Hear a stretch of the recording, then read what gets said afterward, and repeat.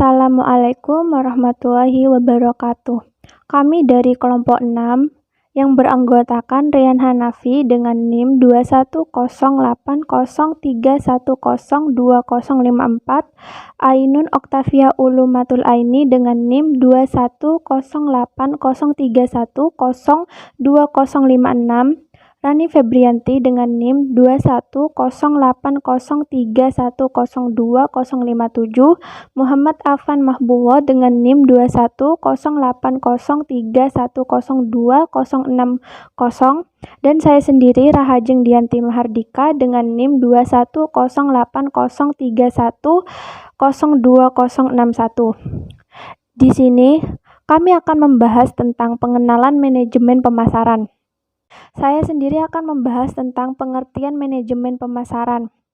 Pengertian dari manajemen pemasaran yaitu analisis perencanaan, pelaksanaan, dan pengendalian atas program yang dirancang untuk menciptakan, membentuk, dan mempertahankan pertukaran yang menguntungkan dengan pembeli sasaran, dengan maksud untuk mencapai tujuan-tujuan organisasinya. Jadi, manajemen pemasaran berusaha untuk mempengaruhi tingkat pemilihan waktu dan sifat permintaan sedemikian rupa, sehingga membantu organisasi dalam usaha mencapai tujuan. Jadi singkatnya, manajemen pemasaran itu adalah manajemen permintaan. Dapat dikatakan juga, pemasaran terdiri atas serangkaian prinsip untuk memilih pasar sasaran dan mengevaluasi kebutuhan konsumen. Ada beberapa pengertian menurut para ahli. Yang pertama dari Kotler dan Keller. Menurut Kotler, seni dan ilmu memilih pasar sasaran dan meraih, mempertahankan, serta menumbuhkan pelanggan dengan menciptakan, menghantarkan, dan mengkomunikasi nilai pelanggan yang unggul. Dan menurut pengertian dari Keller, yaitu salah satu proses yang dilakukan untuk menganalisis, merencanakan program-program yang menguntungkan perusahaan dan juga dapat diartikan sebagai ilmu memilih pasar supaya dapat menciptakan nilai pelanggan yang unggul. Yang kedua ada American Marketing Association, yaitu perencanaan, pelaksanaan dan pengendalian operasi pemasaran total termasuk perumusan tujuan pemasaran. Yang ketiga ada Philip Kotler atau Armstrong, yaitu analisis perencanaan, pelaksanaan, serta pengendalian program yang dirancang untuk menciptakan dan mempertahankan pertukaran yang menguntungkan dengan pembeli. Yang keempat ada Bukhari Alman, yaitu merencanakan, pengarahan, serta pengawasan seluruh kegiatan pemasaran dalam perusahaan ataupun bagian di pemasaran. Yang terakhir ada dari Philip William-Jesuits, yaitu merencanakan, pengarahan, serta pengawasan seluruh kegiatan pemasaran perusahaan atau bagian di pemasaran. Yang selanjutnya yakni konsep-konsep dalam pemasaran. Jadi konsep-konsep dalam pemasaran ini dibagi menjadi 5. Yang pertama, konsep produksi atau the production concept. Jadi konsep ini menyatakan bahwa konsumen akan menyukai produk yang tersedia selaras dengan kemampuannya. Oleh karenanya, manajemen harus berupaya untuk meningkatkan efisiensi produk dan distribusi. Yang kedua yakni konsep produk atau the product concept. Jadi, konsep ini mengandung pengertian bahwasannya konsumen akan menyukai produk yang menawarkan kualitas dan prestasi terbaik serta keistimewaannya yang menonjol. Oleh karenanya, produsen harus berupaya untuk memperbaiki produk secara terus-menerus. Pelaksanaan konsep produk ini memerlukan persyaratan, di antaranya konsep membeli produk tidak hanya sekedar memenuhi kebutuhannya, konsumen menaruh perhatian pada kualitas produk, konsumen mengetahui tinggi rendahnya kualitas dan perbedaan dalam penampilan di antara berbagai merek barang lain yang sejenisnya, dan konsumen bersedia membayar pada harga yang layak sesuai dengan kualitas barang. Yang selanjutnya yakni ada konsep penjualan. Jadi konsep penjualan itu atau the selling concept adalah bahwa konsumen tidak akan membeli cukup banyak produk kecuali jika produsen mengupayakan promosi dan penjualan yang agresif. Jadi dalam konsep ini terkandung dasar pikiran tugas utama produsen adalah mencapai volume penjualan yang setinggi-tingginya. Konsumen harus didorong untuk membeli dengan berbagai cara peningkatan penjualan, dan konsumen mungkin akan melakukan pembelian lagi, dan kalaupun tidak, masih ada konsumen lain. Yang keempat, yakni konsep pemasaran atau the marketing concept. Jadi, konsep pemasaran ini beranggapan bahwasannya kunci keberhasilan dalam mencapai tujuan perusahaan adalah terdiri dari penentuan kebutuhan dan keinginan pasar sasaran, serta pemberian kepuasan yang diinginkan secara lebih baik dari yang dilakukan oleh para pesaingnya.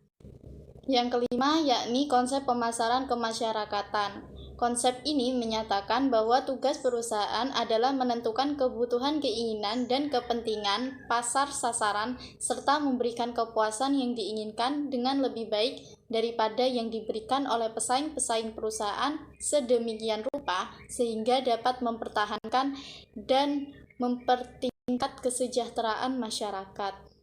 Konsep ini mengupayakan untuk menjaga kepentingan masyarakat dalam jangka panjang di samping tujuan yang lain, yaitu untuk memuaskan keinginan dan kebutuhan dari konsumen. Strategi pemasaran. Strategi pemasaran adalah upaya untuk memasarkan suatu produk, baik itu barang atau jasa, dengan menggunakan pola rencana dan taktik tertentu sehingga jumlah penjualan menjadi lebih tinggi dan tujuan perusahaan dapat tercapai. Strategi pemasaran juga mempunyai peranan yang sangat penting bagi perusahaan atau bisnis karena berfungsi untuk menentukan nilai ekonomi suatu perusahaan, baik itu harga barang maupun jasa. Fungsi strategi pemasaran yang pertama, menambah motivasi untuk mengembangkan bisnis. 2. Memperjelas tujuan perusahaan. Yang ketiga, koordinasi pemasaran yang lebih efektif. Yang keempat, pengawasan kegiatan pemasaran. Tujuan strategi pemasaran yang pertama, untuk meningkatkan kualitas koordinasi antar individu dalam tim pemasaran. Yang kedua, sebagai alat ukur hasil pemasaran sebagai standar prestasi yang telah ditentukan. Yang ketiga, sebagai dasar logis dalam mengambil keputusan pemasaran. Yang keempat, untuk meningkatkan kemampuan dalam beradaptasi bila terjadi perubahan dalam pemasaran. Konsep strategi pemasaran. Yang pertama, segmentasi pasar. Setiap konsumen pasti memiliki kebutuhan dan kebiasaan yang berbeda-beda. Perusahaan harus melakukan klasifikasi pasar yang sifatnya heterogen menjadi satu-satunya pasar yang bersifat homogen. Yang kedua, market positioning. Tidak ada perusahaan yang bisa menguasai seluruh pasar. Itulah alasannya perusahaan harus memiliki pola yang spesifik untuk mendapatkan posisi kuat dalam pasar, yaitu memilih segmen yang paling menguntungkan. Yang ketiga, market entry strategy. Market entry strategy adalah strategi perusahaan untuk bisa masuk pada pasar tertentu. Yang keempat, marketing mix strategy. Marketing mix adalah kumpulan dari beberapa variabel yang telah digunakan perusahaan untuk mempengaruhi tanggapan konsumen. Yang kelima, timing strategy. Pemilihan waktu dalam pemasaran juga sangat penting untuk diperhatikan. Baik, selanjutnya di sini saya akan menjelaskan tentang contoh strategi pemasaran. Terdapat beberapa contoh strategi pemasaran yang sering digunakan oleh berbagai perusahaan maupun bisnis. Namun di sini saya akan menjelaskan 3 rangkuman jenis yang paling umum dan sering digunakan oleh suatu perusahaan. Yang pertama yaitu kerjasama. Kerjasama ini biasanya dilakukan dengan pihak yang dianggap punya pengaruh, misalnya dengan menggandeng acara TV tertentu atau endorsement selebriti hingga influencer daring. Pihak-pihak ini dianggap bisa memperkenalkan suatu produk dan diharapkan akan diikuti oleh pengikut atau penggemar dari mereka. Yang kedua yaitu diskon di momen khusus. Ini adalah salah satu strategi pemasaran yang paling ramah bisnis. Suatu perusahaan bisa memberikan diskon khusus misalnya di soft opening, ulang tahun, ataupun acara tertentu. Variasinya pun banyak, misalnya beli satu gratis satu, beli produk A dapat produk B, dan lain sebagainya. Hal yang perlu diingat, pastikan suatu perusahaan telah menghitung terperinci sehingga kegiatan ini tidak berujung rugi dari suatu perusahaan. Yang ketiga yaitu flash sale. Flash sale sudah ada sejak lama. Dulu kegiatan ini paling sering ditampilkan di suatu TV. Misalnya penjualan kulkas 2 pintu yang dijual lebih murah kalau pelanggan langsung menelpon saat itu juga. Uniknya taktik ini semakin naik daun ketika e-commerce mulai populer di Indonesia. Kini orang-orang berlomba-lomba untuk jadi yang tercepat membeli suatu benda atau barang ketika ada produk baru yang diluncurkan. Selanjutnya saya akan menjelaskan tentang rencana pemasaran. Pengertian dari rencana pemasaran itu sendiri adalah bentuk dari proses manajemen yang mengarah pada strategi pemasaran, di mana tujuan utamanya yaitu untuk mencapai tujuan pemasaran. Sehingga rencana pemasaran dilakukan pada serangkaian proses yang secara sistematis dan melalui koordinasi untuk mendapatkan keputusan rencana pemasaran. Istilah dari rencana pemasaran atau yang umum dikenal dengan marketing plan mungkin sudah tidak asing lagi di kalangan para pengusaha. Hal ini dikarenakan keahlian dalam menyusun rencana pemasaran dapat menentukan keberhasilan tujuan dari suatu bisnis, yaitu mendapatkan keuntungan sebesar-besarnya dan tercapainya tujuan suatu perusahaan. Selanjutnya di sini saya akan menjelaskan tentang tujuan rencana pemasaran atau sering disebut marketing plan. Marketing plan menjadi sebuah kompas dalam mencapai sebuah tujuan dari suatu bisnis. Sehingga dapat disimpulkan bahwasanya marketing plan haruslah menjadi sebuah rujukan yang hasilnya dapat dinilai secara berkelanjutan beberapa tujuan dari marketing plan. Yang pertama yaitu mengumpulkan informasi sebanyak-banyaknya mengenai arah perubahan pasar serta kompetitor yang ada. Yang kedua, sebagai kail untuk berfiliasi dengan banyak kelolaan organisasi lainnya. Yang ketiga, menjadi sarana dalam menyesuaikan diri dalam lingkup bisnis modern. Dan yang terakhir yaitu memaksimalkan benefit dengan effort yang sederhana namun dapat terlaksanakan secara efektif dan efisien. Di sini saya akan melanjutkan tentang rencana pemasaran. Yang pertama adalah dari manfaatnya itu pertama untuk mencapai koordinasi aktivitas pemasaran yang lebih baik.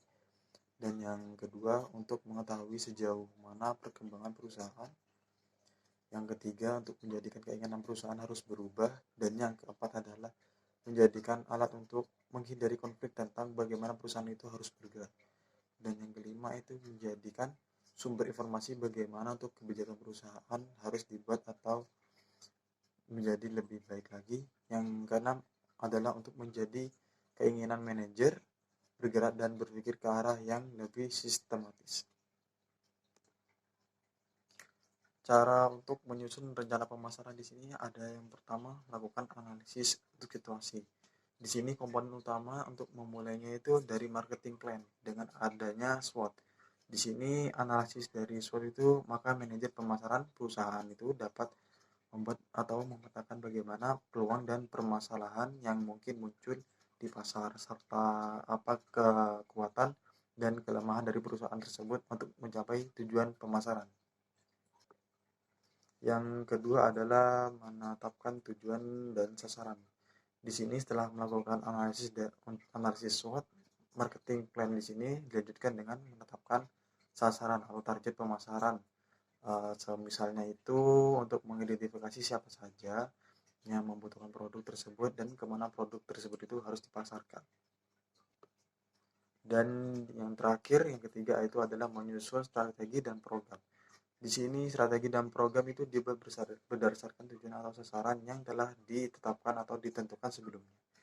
Dan strategi ini merupakan tindakan atau langkah yang baik dan jangka panjang sebagai rencana untuk mencapai tujuan organisasi, dan untuk mendukung strategi tersebut dibuat program atau tindakan jangka pendek yang secara berkesinambungan